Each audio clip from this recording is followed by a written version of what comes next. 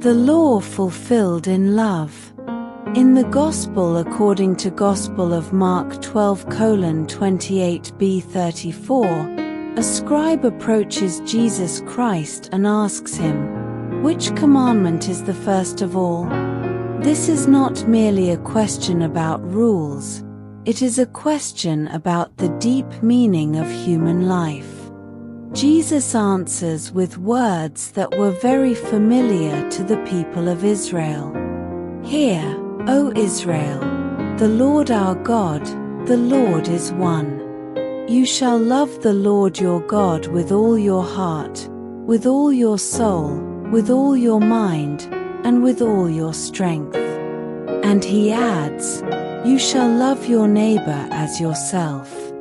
Only these two commandments, yet they summarize the entire law and the path to holiness for every human being. This is profoundly meaningful. People often think that religious life is a long list of complicated rules, things we must do and things we must avoid. But Jesus reveals that all the law leads to one single center: love. To love God is not only to recite prayers or participate in religious rituals. To love God means allowing our hearts to be united with Him, trusting in Him, and placing Him at the center of our lives. And that love cannot stop with God alone. It must flow outward toward others, within our families, in our workplaces, among those we know well, and even among strangers. In truth, love is the greatest energy that God has placed within this universe. It is love that created humanity, sustains relationships, heals wounds, and gives meaning to life. When love is present, sacrifices become lighter. When love is present, differences become easier to understand. When love is present, human beings can overcome hatred and division. But when love is absent, even the most correct actions can become cold and lifeless. We may observe the rules faithfully and fulfill our duties well, yet if love is missing, our spiritual life still lacks its most essential element. Jesus invites us to return to something simple yet deeply profound: to love. To love God with all our hearts. To love our neighbors as ourselves. When people live in love, they do not merely obey the law, they bring the law to life. And when love spreads, this world slowly becomes more like the kingdom of heaven. Prayer. Lord, in a world filled with busyness and worries, I often forget that the most important thing in life is not success or recognition, but love. Teach me to love you with all my heart, with a simple yet deep faith. Help me recognize that everything I have and every breath I take is a gift from your love. Teach me also to love the people around me, within my family, at work, and among those I meet each day. Help me to listen more, to understand more deeply, and to be more generous. Lord, purify my heart from selfishness, indifference, and coldness. Fill my heart with your love so that I may become an instrument of that love in the world. Help me remember that love is not something distant or abstract, but something lived in the smallest moments: a gentle word, a caring gesture, a sincere act of forgiveness. And may my life become a quiet witness that your love is still alive and at work in the world today.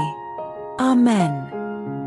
Based on the Gospel of Mark 12:28b-34, where Jesus Christ teaches that the greatest commandment is to love God and love our neighbor, we can reflect on these three profound questions for personal reflection.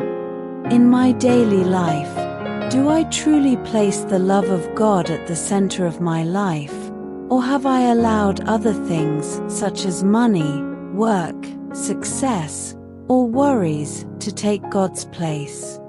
Is my love for others concrete and alive, shown through compassion, forgiveness, and care, or does my love remain only in words?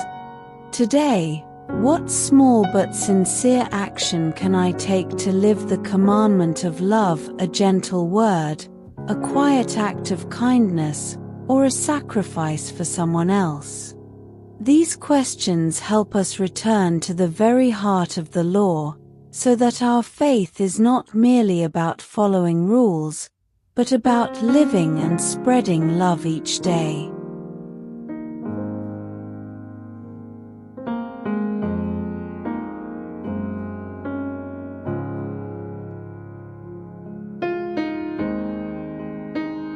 The gift of everyday love. In a quiet suburb, a young woman named Emily worked long hours at a local hospital. She was diligent, careful, and dedicated to her patients, but her life outside work often felt empty and rushed.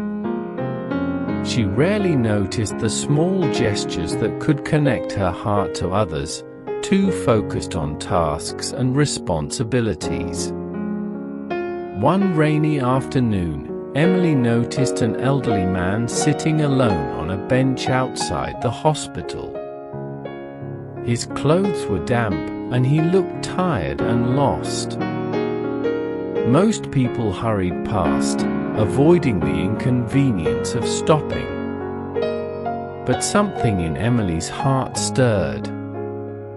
She remembered a line she had once heard in church, from the Gospel of Mark, "Love the Lord your God with all your heart, and love your neighbor as yourself." Emily hesitated for a moment, worried about being late for her next shift. But she approached the man and offered her umbrella. She asked if he needed help and learned that he had come for an appointment but had forgotten his bag with identification. Without hesitation, Emily accompanied him inside, helped him contact the clinic, and even stayed with him until everything was sorted. It took only a few minutes, but the man's eyes shone with gratitude. "Thank you, young lady," he said softly. Most people would have walked by. "God bless you." Emily returned to her duties with a lightness she hadn't felt in a long time. She realized that in choosing love in that small, everyday moment, she had lived the commandment of Christ. Love did not require grand gestures, just a heart willing to see and care for another human being. In the weeks that followed, Emily began to notice more moments like this, holding the door for someone struggling with groceries, listening to a lonely coworker, or quietly helping a patient with small acts of care. Each action reminded her that the greatest commandments are not abstract rules but a daily call to love God and neighbor. By letting her heart respond to these small invitations to love, Emily discovered that her life became fuller, calmer, and richer in meaning. The gospel was no longer just words she had read, it was alive in her actions, in the ordinary rhythm of daily life. She realized that every day presents countless opportunities to bring love into the world.